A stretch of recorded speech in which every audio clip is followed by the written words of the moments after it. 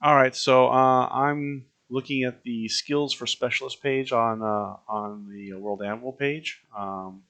So after much discussion, which is I actually have the YouTube, I have the video for that whole discussion, which I've got to chop up and I got to post up. I didn't get a chance to get to that this week, but we had a really excellent go through. So in looking at the tools, so the, the changes are that taking the standard, we basically take the standard tool, every player tool list, or sorry, every player skill list. That stays standard. The way it's used and all the roles and everything stays standard. So we're not breaking anything in the Fantasy Grounds automation with regards to skill handling or anything like that. So this will work very nicely with all the automation sets. But Fantasy Grounds does allow us to add additional tools, and there's like you can add additional skills and stuff like that to the skills list. Um, and what we're doing is we're breaking the tools off. So you have to have an understanding of the tools and the components and how to how you actually use a lot of the specialized tools. But that doesn't necessarily mean you have skill the full skill and specialization.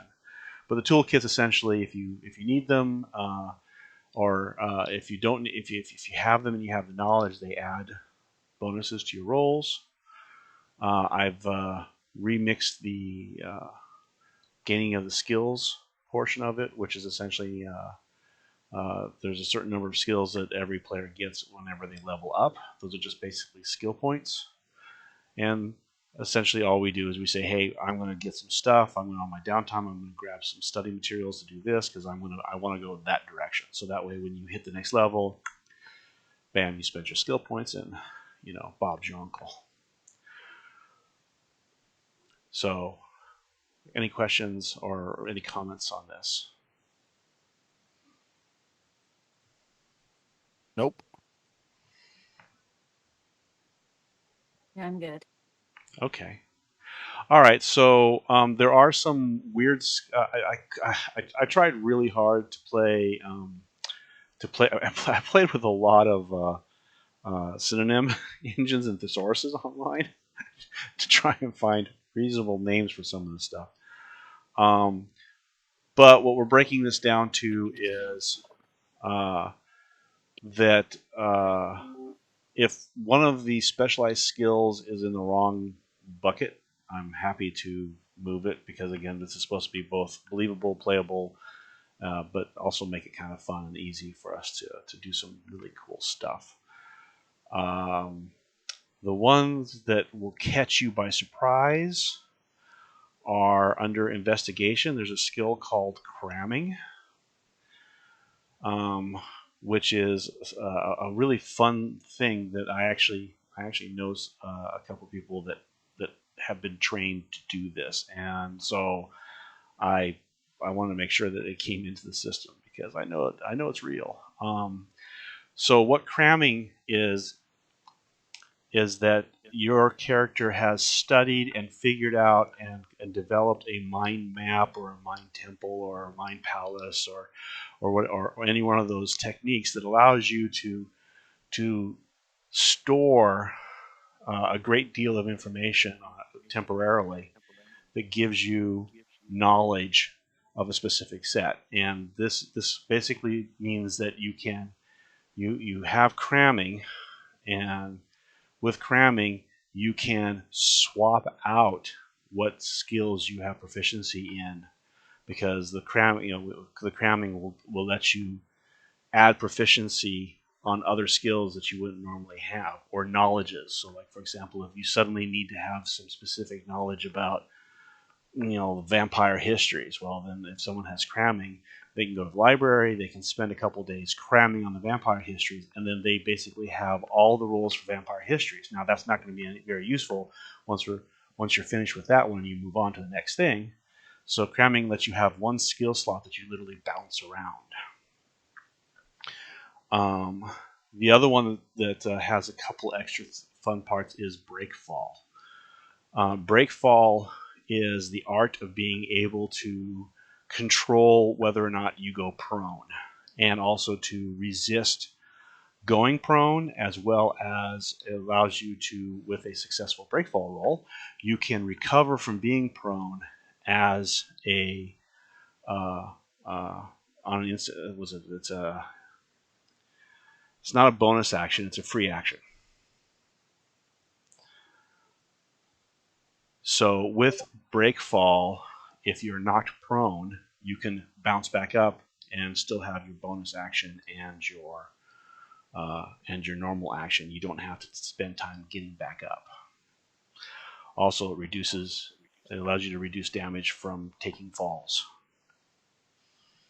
So I think those are the two really weird ones.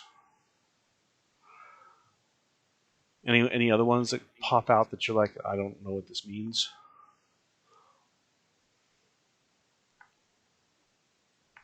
I suppose we only really need to know when we're selecting them or trying to use them. Yeah, well, we're going to be selecting them now. Okay.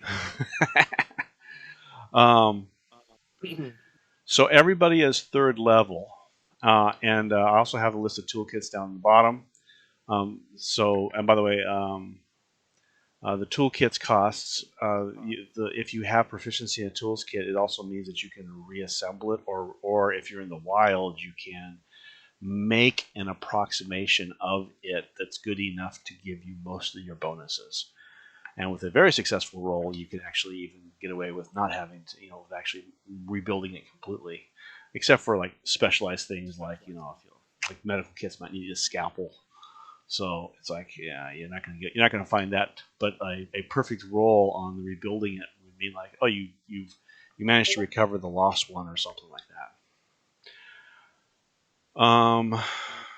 So according to the intelligence chart, you all get 3 levels worth of these skills. So the way you can add them in is simply going to your skills tab on your player character, and if you click the little plus sign up top, it will let you add in the skill, and then you can very easily set the skill to be use the appropriate stat, and you can organize it however you wish. But everybody gets their skill points for 3 levels worth of skills. So, for example, Harbeck has an intelligence at 10, so he has a +0, which basically, if you look over here, he gets 3 skill points per level. So that means he's got 9 skill points to spend. Because you're going from first to third, you can spend 1 point to get proficiency and another point to get double proficiency in something, plus also grab the toolkit.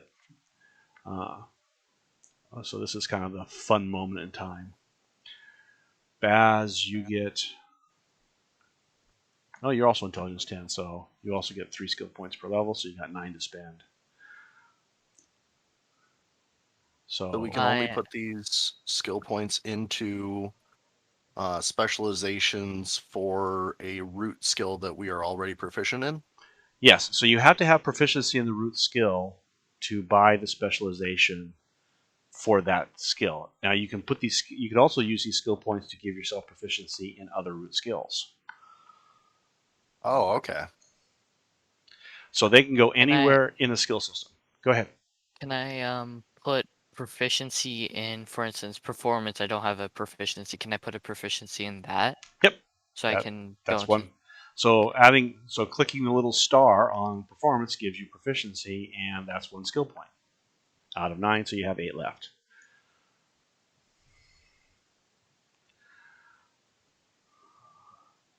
So go ahead and spend your skill points worth of stuff. And Emmy and Amber, you two also get to do this. You're both third levels.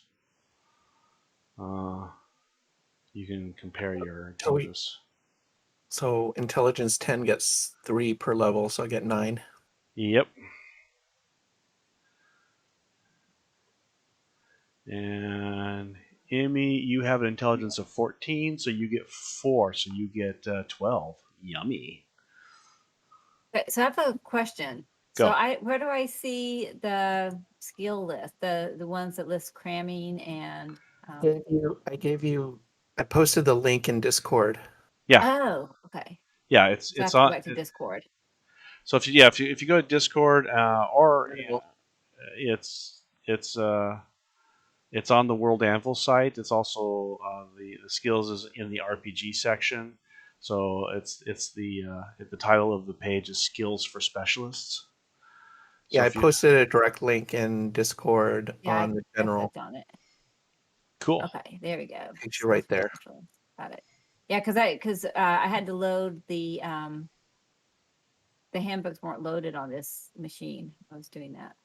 Very good. Yes. We got everything set up yesterday on the Mac and decided that the desktop will be better to play. Yeah, big monitors are helpful.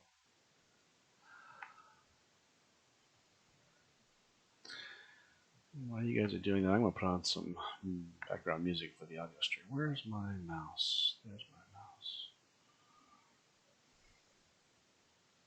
What you were saying, we could add a specialization skill and give points. Is that what that Right. was about? So in order to get a specialization, you have to have proficiency. So you have to have a star in the parent skill. So one skill point moves you up one level. So one skill point takes you from I know it to I'm proficient. Another skill point takes you from I'm proficient to I'm doubly proficient, which is as high as you can go in the 5e system.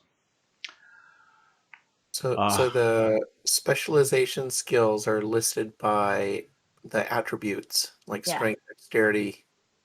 And so there's a root skill, and you need to be proficient in the root skill in order to get the specialization. Is that correct? Yes. Okay. So, for example, And then if you wanted to have the specialization of knowing the secret histories, you'd have to have proficiency in history, and then you could then you can add secret histories, and then you can make yourself proficient or doubly proficient in that. And again, the way you add the skills to your character sheet is in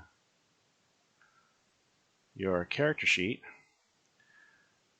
You go to the skills, and there's a little green arrow at the top, which adds a row, and it's just a freeform.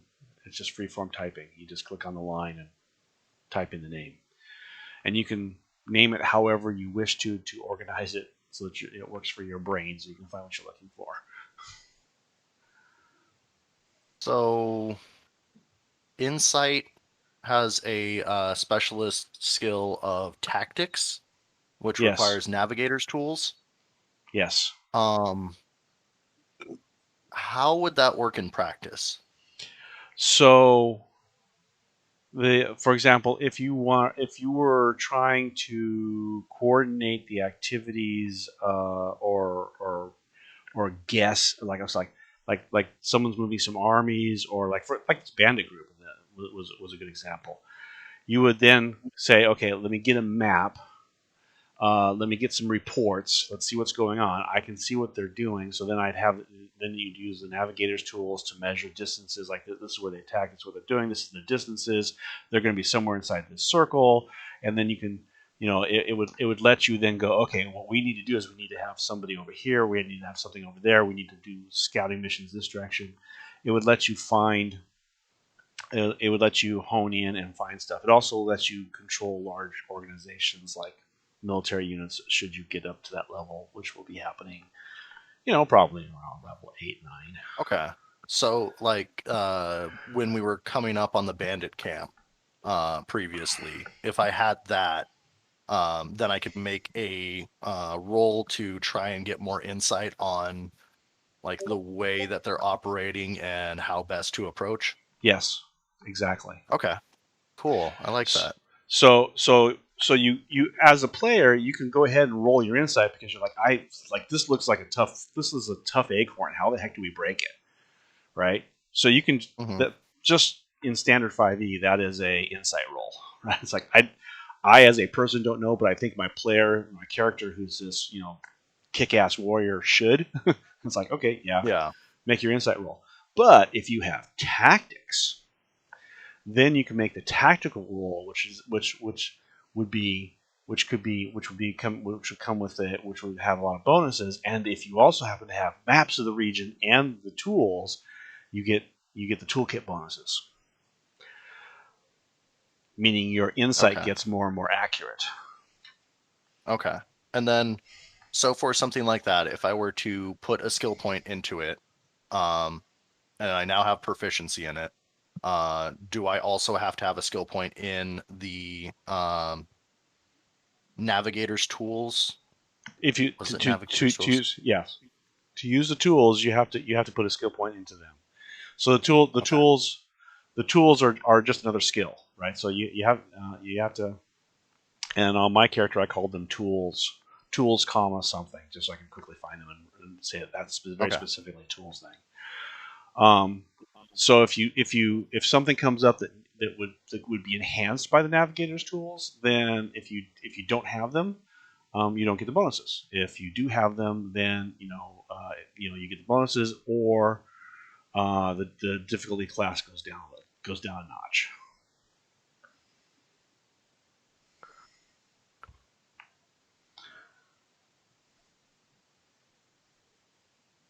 Yeah, so basically your proficiency with tools, if you're proficient with the tools and the stuff, you go from basically a +0 to a +5 on that roll. Whereas if you don't have the tools, well, you don't get the bonus, right? So I have a question. Mm-hmm. So if I don't have proficiency in stealth, but I wanted like shadowing wilderness, I would spend a point to get stealth, Yes. and then I would spend a point to get shadowing wilderness. Yes.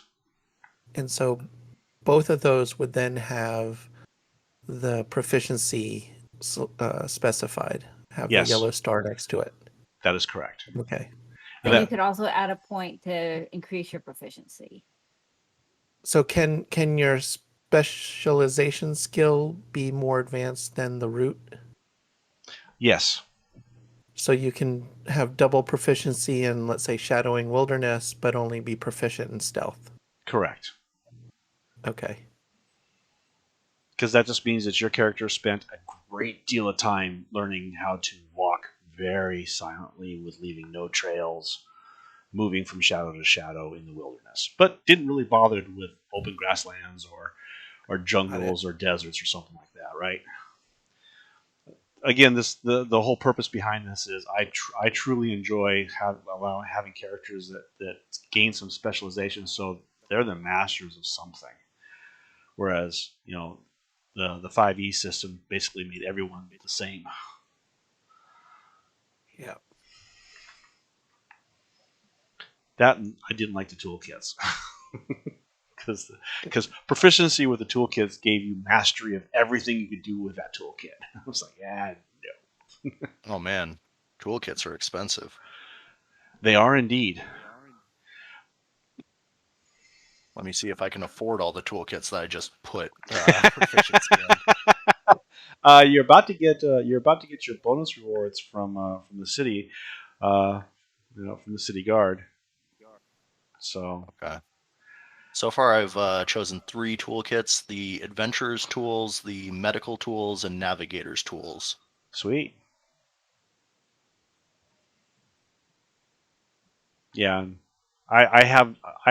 once we do this, I'll have no way to go back and confirm that you did everything actually correctly. So if you want to take notes on where you spent your points and stuff like that for yourself, that would be good.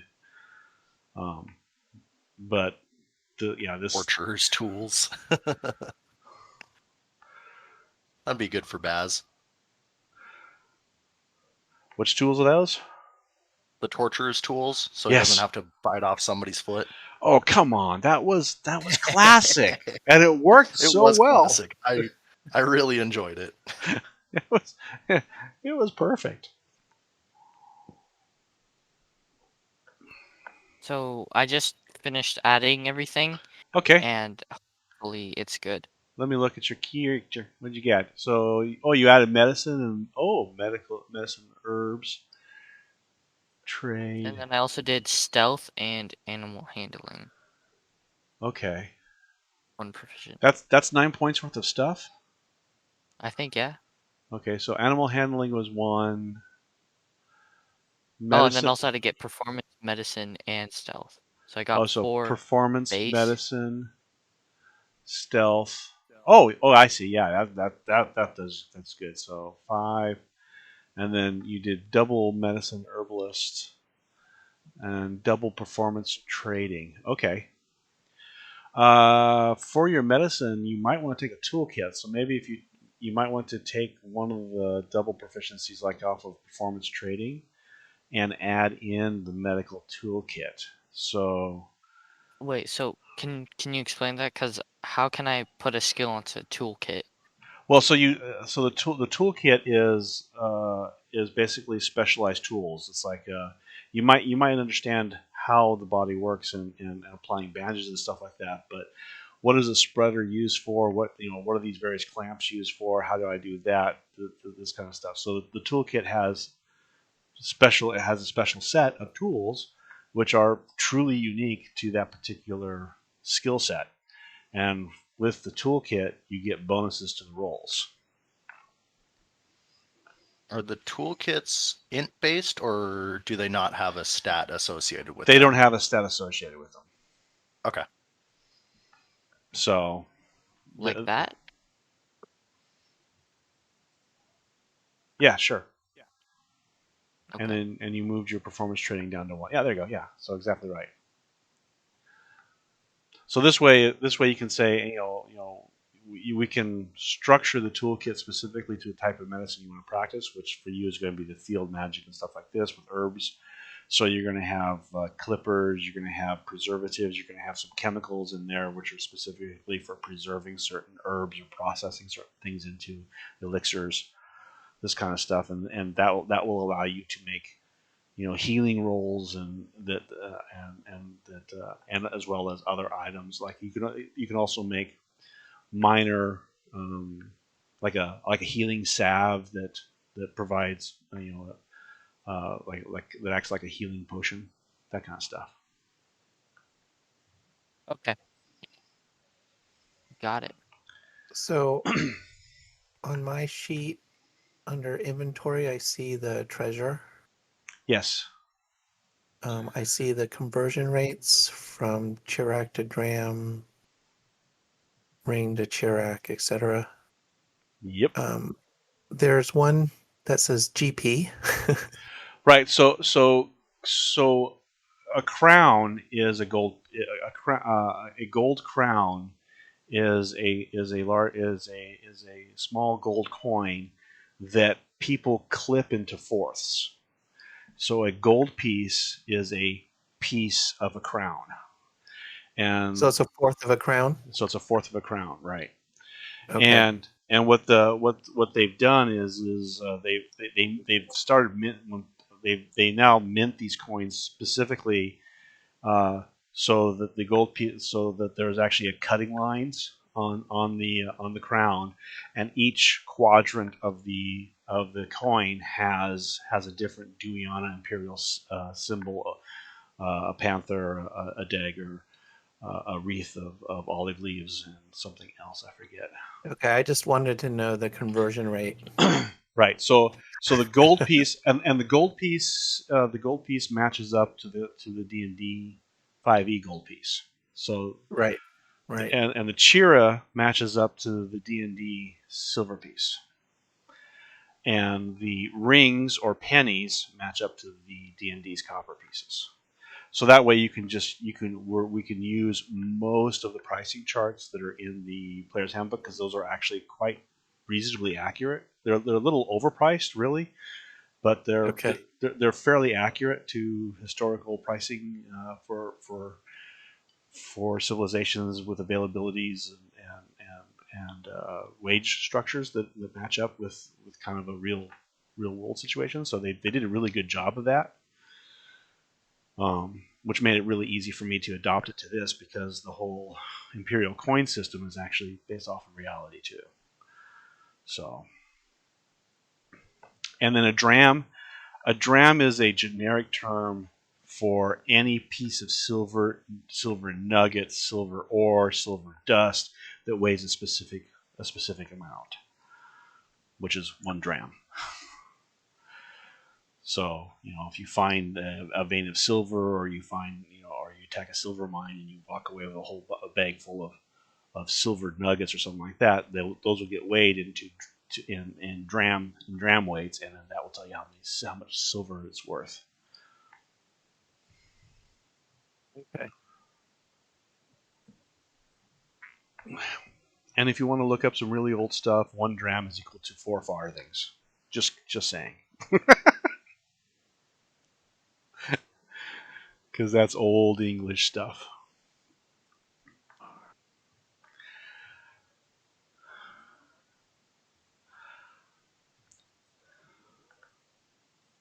All right, I think I'm done with my skills. Fantastic. And by I think, I mean I know. All right.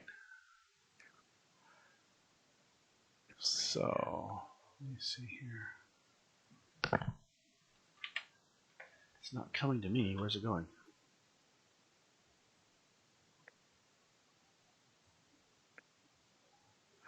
So I'm looking at your conversion table. You have 10 rings equals 1 chira. But then you have 2 chira or 10 rings equals 1 cross. Oh, it should be 20 rings. Sorry. Okay. That's a typo. Yeah, a cross is 2 chiras. Right. Okay. All right. Thank you for catching that. Yeah. That's just me being a bad typist. What can I say?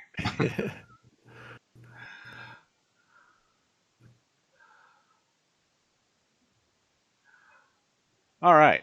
So, anyone still working on their skills? I've looked over I'm Baz's. still working on mine. His looks I good. was seeing I was looking to see what I could afford from a toolkit perspective. Oh That's well, why I was going. so even you can give yourself proficiency in it, and you can build up. So the toolkit rules specifically speak to rebuilding the toolkit. So if you have if you have proficiency in the toolkit, you can assemble an improvised toolkits to get partial bonuses from kind of just stuff you find, and then you can, Okay. and then when you get more money, you can finish putting the rest of it together. So if I wanted a tinker's tools, Yeah, I would polish crystals to polish make lenses crystals. and Yeah, exactly. okay. Like that. It's just some improvised stuff. It's whatever you want to do. It's your narrative, really. Okay. So for tinker's tools, would I add that as a skill or as an inventory item?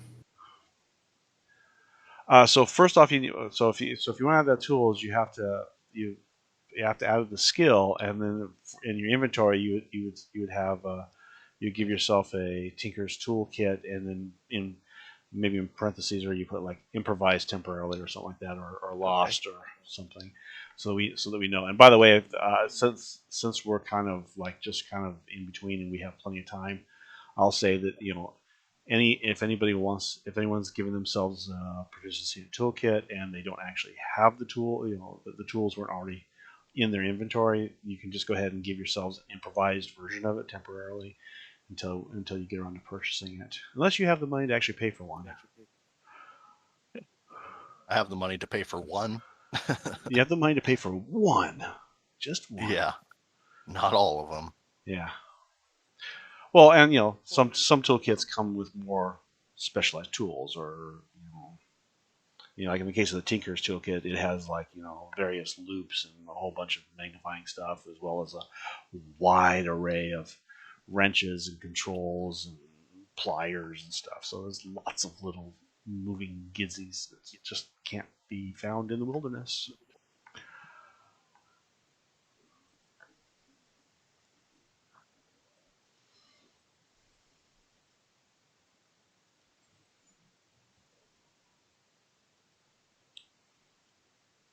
Okay. So, Harbeck, you said you're finished? Quick look at your character. History, insight, tactics, field medicine. Good job. Persuasion. Oh, you're going to be a conversationalist, are you? Very nice. Religion, survival. So conversation essentially allows you to just basically water cool, talk to people, and kind of make friends, and with a conversation roll, you can collect some secrets or get some hints about stuff that's going on, because loose lips happen, right? Sounds good. Survival.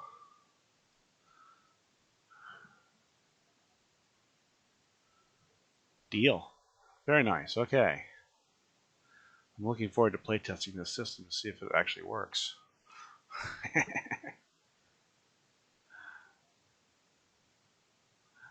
Yeah, so far I really like this overhauled skill system. Okay. Amber, you have an empty skill at the top of your thing. You need to get rid of that, or are you just I'm not? still filling stuff out. Oh, okay. You're still thinking through it. Okay. I think I'm done, and I have a couple of empty ones you can get rid of. Oh, sure.